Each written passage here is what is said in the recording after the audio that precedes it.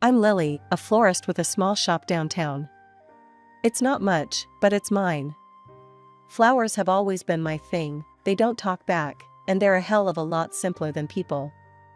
It was just another gray afternoon when he walked into my life. The door chimed and in came this guy, looking like he'd just come from a corporate battlefield, tie askew, and hair slightly damp from rain. He paused by the entrance, scanning the colorful chaos of my shop, before his eyes settled on me. "Hey, I need a bouquet, something that says, 'I'm sorry I forgot Mother's Day again this year,'" he said with a half-embarrassed, half-amused grin. "Right," I chuckled, sizing him up. "You look like you could use all the help you can get." He laughed, a genuine sound that made me smile as I picked out some lilies and roses.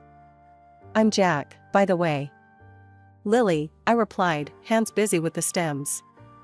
As I arranged the bouquet, we chatted about everything and nothing. He worked in finance, lived a couple of blocks away, and yes, he was notoriously bad at remembering important dates. "Here," I said, handing him the finished bouquet, full of whites and pinks. "This should earn you some forgiveness." He smiled, that slow, charming smile that had probably won over tougher crowds than me. "Can I take you out for a coffee then? As a thank you." We exchanged phones to punch in our details, his fingers brushing against mine as he handed it back. Something fluttered in my chest, a little like the excitement I felt when a new shipment of exotic flowers came in. A few days later, we met at a cozy little cafe halfway between his office and my shop. It was a quiet place, the kind with mismatched furniture and a chalkboard menu. We found a spot by the window, rain streaking down the glass outside, a perfect backdrop to a slow, easy conversation. We talked about everything, movies we liked, books we'd read, places we wanted to travel. It was surprising how easy it was to talk to him, how much we had in common, despite our different paths. "So, how about a real date?" Jack asked as we stepped outside, a hopeful note in his voice. "Dinner, maybe?" I smiled, feeling that flutter again, stronger this time. "I'd like that. Yes." As I walked back to my shop, my heart felt lighter than it had in ages. I was happy, truly happy, and I had a feeling things were only going to get better from here. A year flies by when you're in love. Jack and I tied the knot in a quiet ceremony, surrounded by our closest friends and family. His parents, Sarah and George, were beaming the whole time, except for Jack's sister, Susan. She managed a smile, but her eyes didn't quite match the gesture. Jack and I settled into married life easily. We visited his folks often, as they lived just a few blocks over. I loved those visits. His mom and I would spend hours chatting over tea, or we'd go shopping. George was battling cancer, and as his health worsened, I tried to be there more, helping out any way I could. As George's condition worsened, I found myself driving over to their place more often, helping Sarah with the house and spending time with George when he felt up to it. One afternoon, while Sarah and I were returning from a walk, Susan pulled up in her flashy car, a scowl already forming as she saw me. "Here again, Lily? Planning to move in or just making sure you're in the will?" she snapped as soon as she stepped out. "Susan, that's enough," Sarah chided gently, but Susan brushed her off. "No, Mom, it's not enough. She's here all the time, cozying up to you, playing the good daughter-in-law. What's the end game, Lily? Trying to make sure we don't forget about you when the time comes?" I felt my face heat up with anger, but I kept my voice even. "Susan, I'm here because your family is now my family too. I care about your mom and your dad, just like Jack does. This isn't about money or whatever else you're imagining." She just snorted, shaking her head as she walked past us into the house. Sarah gave me an apologetic look. "Don't mind her, dear. She's always been a bit direct. We know why you're here, and we appreciate it. Don't let her get to you." We tried to carry on like normal, but Susan's visits became more frequent, her comments sharper. She'd critique everything from how I helped in the kitchen to how I decorated our home. It was like walking on eggshells whenever she was around. When George passed away, it was a tough time for all of us. I was heartbroken, not just for myself, but for Jack and Sarah, and even for Susan, though she seemed to handle it all with a stiff upper lip. I threw myself into supporting Sarah, accompanying her on her errands, and just being there whenever she needed to talk. One day, after helping Sarah sort through some of George's things, Susan cornered me in the living room. "You're always here, Lily. Don't you have your own home to go to?" "Susan, stop. I'm here for your mom, not for any other reason. Can't you see she's hurting? Or are you too busy looking for problems where there aren't any?" I was tired of her accusations, tired of defending myself. Walking out of that room, I felt a mix of frustration and sadness. It wasn't easy, dealing with her constant hostility. But I loved Jack, and I loved his parents. No amount of snide remarks would change that. It was a brisk evening when we all gathered at Sarah's house for what I thought was just another family dinner. After we had settled in with our plates heaping with food, Sarah cleared her throat, signaling she had something important to say. "I'd like to read George's will." He wanted us all to hear it together. The room went quiet, all eyes on Sarah as she unfolded the papers with a shaky hand. Jack reached over to give her a reassuring squeeze on her shoulder. Susan and her husband, Rick, leaned in, anticipation written all over their faces. "George left half of his estate to me," Sarah began, her voice steady despite the palpable tension, "and the other half he has left to his future grandchildren." A moment of silence followed. I glanced at Jack, whose face was a mixture of sadness and resolve. He nodded slightly at me, as if to say we'd figure this out together. "Well, that's a pretty forward-thinking move," I commented, trying to keep the mood light. "Ensuring the kids have something is really thoughtful." Susan, on the other hand, didn't take it so lightly. "So, basically, Rick and I need to hurry up and have kids," she blurted out, half joking, half serious. "It's not a race, Susan," Jack said, trying to soothe the sudden tension. But for Susan, it seemed to become exactly that, a race. Over the next few months, her efforts to conceive became her main focus. She talked incessantly about doctor's appointments and fertility treatments at every family gathering. It was clear this quest was taking a toll on her. One Sunday lunch, as we all dug into dessert, Susan launched into a detailed account of their latest visit to the fertility clinic. "You wouldn't believe how much we've spent already," she complained, spooning another large piece of cake onto her plate. "It's like a full-time job, this whole getting pregnant thing." As the months rolled on, Susan's frustration only grew. Despite her efforts, pregnancy remained elusive. At a particularly low point, after her third unsuccessful attempt at artificial insemination, she broke down during a family barbecue. "It's not fair," she cried out, tears streaming down her face as she sat slumped in a patio chair. "Why is this happening to me? I'm trying everything, and nothing works." "It's going to be okay, Susan." Sarah tried to console her, rubbing her back. "These things take time. Maybe you're putting too much pressure on yourself." But Susan was beyond consolation. "You don't understand, Mom. It's not just about having a baby. It's about Dad's will, about securing our future. I need this." The desperation in her voice was heartbreaking. Jack and I exchanged looks, both of us feeling helpless. We knew how much she wanted this, how it had consumed her. It was another one of those communal dinners at Sarah's house. These gatherings had become more strained than soothing, especially with Susan's increasing demands and deteriorating demeanor. As we all sat down, the air was thick with the scent of roast beef and the undercurrents of unspoken tensions. Just as we were about to start eating, Susan clinked her glass, standing with a bit of a struggle due to her now prominent belly. "I have an announcement," she declared, her voice tinged with a mix of triumph and challenge. "I'm pregnant, finally," she beamed, rubbing her belly. The table erupted in congratulations, everyone expressing their joy and relief, but I noticed the smug look she shot me as she continued. "And once the baby arrives, Dad's money will go to where it rightfully belongs, my child." Her words, especially the way she looked at me when she said them, felt like a slap. Jack squeezed my hand under the table, a silent signal not to rise to the bait. "That's wonderful news, Susan. I managed to say, keeping my voice steady despite the irritation bubbling inside. Yeah, isn't it? Susan smirked. It's just so perfect. Now everything's falling into place. As the dinner progressed, Susan's demeanor became more unbearable. She demanded special attention for her dietary needs and wouldn't let anyone forget for a minute that she was carrying the family's future heir. Could you pass the salt? Oh wait, no, I shouldn't.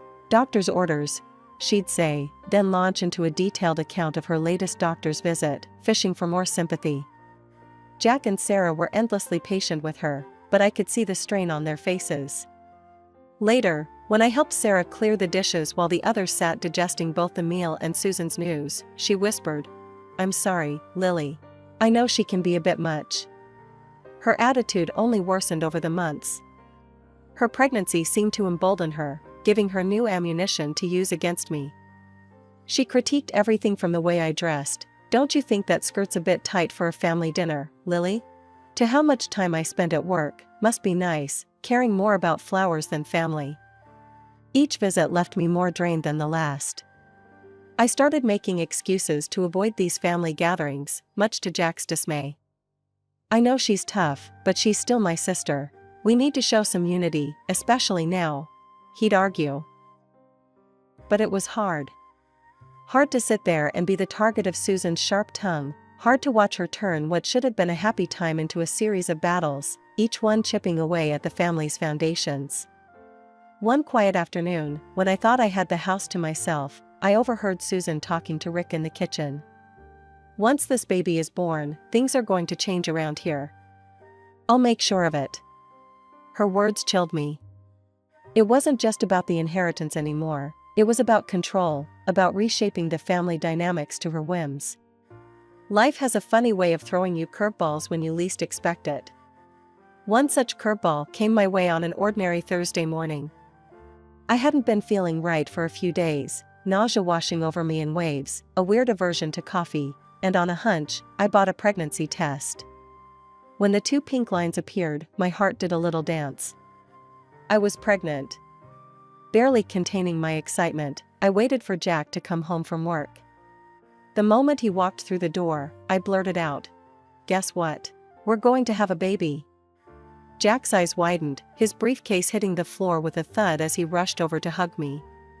"Seriously? Oh my God, that's amazing, Lily." We spent the evening in our little bubble of happiness, but soon it was time to confirm things professionally.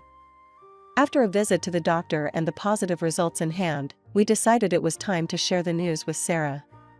We planned a visit the following weekend, hoping for a joyful family gathering.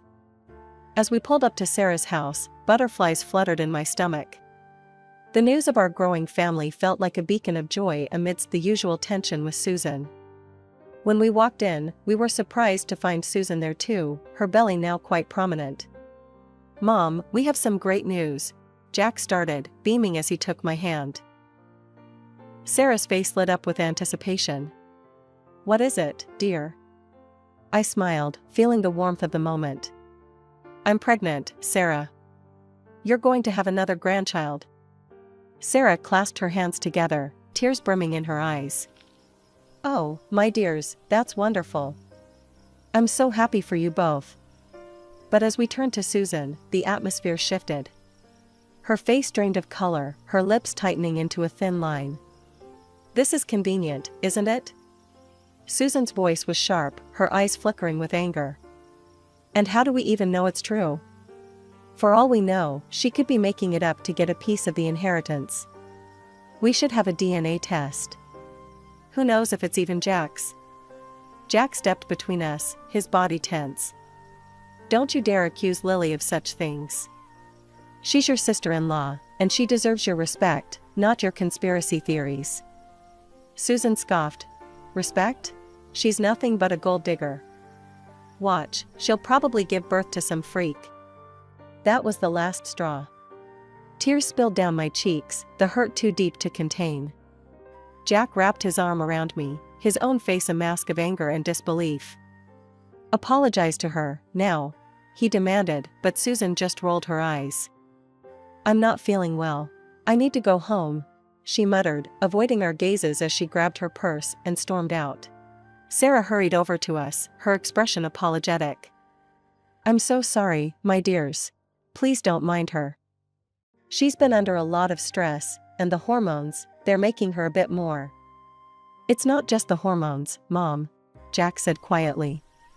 It's her. And it's getting out of hand. Sarah nodded sadly, her eyes filled with worry. I know, Jack. I'll talk to her. But for now, let's focus on this beautiful news. Lily, my dear, I'm so thrilled for you both. As we sat down to a quieter dinner, the earlier excitement dampened by Susan's outburst, I tried to focus on the positive. I was going to be a mother, and no amount of spite from Susan could take away the joy of that realization. When Jack's mother invited me over for morning coffee and mentioned she had baked my favorite blueberry pie, I couldn't resist. I arrived at Sarah's home, to the comforting aroma of fresh coffee and pie. To my surprise, Susan was there too. The atmosphere was oddly calm, a stark contrast to our last encounter. She even managed a small smile as I walked in. Lily, I want to apologize for last time, Susan said, her voice lower than usual. I was out of line. It shouldn't have happened. I was taken aback by her sudden change in demeanor, but decided to take the high road. Thank you, Susan. I appreciate that. Let's just put it behind us. We sat down at the kitchen table, and Sarah served the pie and poured the coffee. The pie was as delicious as I remembered, and for a moment, it felt like things might actually be okay. But halfway through, a sharp headache pierced through my temples. Ugh, I've got a terrible headache all of a sudden, I murmured, rubbing my forehead. Oh, I have something for that, Susan quickly said, getting up from her seat. It's totally safe for pregnancy. I'll get it for you. She returned with a pill and a glass of water, her hand steady, her eyes watching me closely. Here, this will help. I hesitated for a moment, looking at the small white pill in her hand. Something felt off, but my throbbing head pushed those thoughts away. I thanked her and swallowed the pill, hoping for relief. After a few minutes, my headache didn't subside.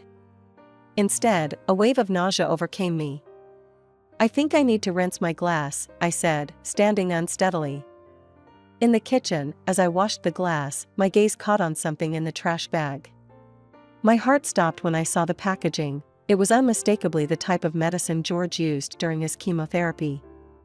Panic surged through me as I remembered the dire warnings about such drugs and their effects on pregnancy. My hands shaking, I pulled out my phone and dialed 911. I think I've taken something dangerous for my pregnancy, I said as soon as the operator picked up. Ma'am, you need to try to vomit immediately to prevent any more absorption into your system, the operator instructed urgently. I dropped the phone and turned to the sink, drinking cups of water rapidly before forcing myself to throw up. It was horrible, the feeling of panic mixed with the physical strain, but I kept going until I felt I couldn't anymore. From the other room, I could hear the muffled sounds of Sarah asking, Lily? Are you all right in there? I didn't answer, my focus solely on what the operator had told me. I kept drinking water, kept trying to clear whatever I had ingested from my system. Stumbling out of the bathroom, my hands still trembling and my heart pounding, I found Sarah and Susan waiting anxiously.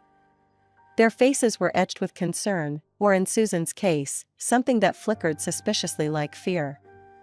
I need quiet right now, I managed to say, my voice hoarse from the ordeal. Please, just, no questions. Without waiting for their response, I pulled out my phone and dialed Jack. His voice was a lifeline as I recounted the terrifying discovery and my subsequent actions. I'm calling the police, Lily, he said firmly. Stay there. They'll be with you shortly. The moment Susan heard the word police, her face lost all color. You're making a scene over nothing, she snapped, her voice rising. You're just trying to get attention. Enough, Susan.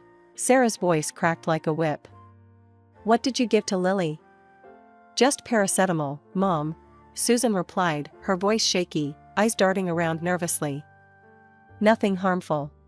I cut in, my patience worn thin. then explained the chemotherapy drugs in the trash. That's not paracetamol. Susan's eyes widened, and she made a move toward the kitchen, perhaps to hide or dispose of the evidence, but it was too late. The sound of sirens filled the air, and within moments, police officers were at the door. I told them everything, from the suspicious pill to my alarming discovery. They listened intently, taking notes, their expressions grim. One officer held up the package of medication I had found. "We'll need to check this for fingerprints," he said, sealing it in an evidence bag. Susan stood by, pale and silent. When the ambulance arrived, I was whisked away to the hospital for a thorough medical examination, leaving the house under a cloud of unanswered questions and unspoken accusations. Over the next couple of days, the police worked swiftly. Susan was detained after her fingerprints were found all over the medication packaging. During the interrogation, she initially stuck to her story, claiming, "I just touched those meds when I was in Dad's room once." But Sarah dismantled her defense with a few cold facts. "Those drugs were always kept in a locked cabinet," she told the police, her voice steady despite the emotional weight of her words. Susan never went in there until that day. Faced with overwhelming evidence, Susan finally broke down and confessed. "I just wanted to make sure the inheritance was secure. I didn't think it would go this far," she sobbed, her facade crumbling. The confession was a small solace in the storm of emotions. Betrayal, fear, and relief mingled within me, leaving me exhausted but grateful that the truth had come to light. As the dust settled from the whirlwind of police investigations and hospital visits, more shocking revelations came to light, each one more unbelievable than the last. It turned out that Susan had never been pregnant at all. She had fooled everyone with a prosthetic belly, plotting to eventually adopt a child from another state to pass off as her own. Her plan was to secure her share of her father's inheritance under false pretenses. Her husband, Rick, was blindsided by the deception. "I don't understand how she could do this," he confessed to me one afternoon, his voice heavy with betrayal. "She kept saying intimacy could harm the baby, so I believed her. I listened, offering a sympathetic ear, though inside, my emotions were a tangled mess of relief and anger. Relief that my baby was safe and anger at the lengths Susan had gone to. Thankfully, the doctors confirmed that my quick actions had prevented any harm to my unborn child. The relief that flooded through me was indescribable. Jack and I held each other in the hospital, our bond deepening in the face of adversity, our future as a family looking bright again. However, Susan's fate took a darker turn. She was convicted of attempting to harm me and sentenced to 3 years in prison. At Sarah's insistence, the courts also adjusted George's will, effectively disinheriting Susan. This meant she could no longer claim any part of her father's estate, regardless of any future children she might have. The fallout was severe. Sarah, heartbroken but resolute, distanced herself from her daughter, focusing on healing the family that remained. Rick, feeling betrayed and disgusted, filed for divorce and cut all ties with Susan. A few months later, our little bundle of joy arrived, a beautiful, healthy daughter who was the spitting image of Jack. Holding her in my arms, every struggle seemed worth it to reach this moment of pure happiness. We decided to save the inheritance money for her education and any future siblings she might have. But peace was short-lived. Shortly after Susan's release, she reached out to me, her voice desperate over the phone. "Lily, I know I've made mistakes, but I need help. The inheritance, I don't have anything left." I held the phone tightly, my other hand instinctively cradling my daughter, who was nestled against my chest. "Susan, after everything that happened, I can't do this. I have to think about my family now." Without waiting for her response, I ended the call and blocked her number. Jack stood by the doorway, having overheard the conversation. He walked over and put his arm around us. "Are you okay?" he asked, his brow furrowed in concern. "Yeah, I am now," I replied, gazing down at our daughter who gurgled happily, oblivious to the complexities around her. "Good, because we're all that matters. You, me, her, and any future little ones." We're a family, and nothing's going to change that," he said, kissing the top of our daughter's head gently. As we stood there, a family united, the weight of the past seemed to lift, leaving room only for the future we would build together, a future filled with love, security, and the promise of new beginnings.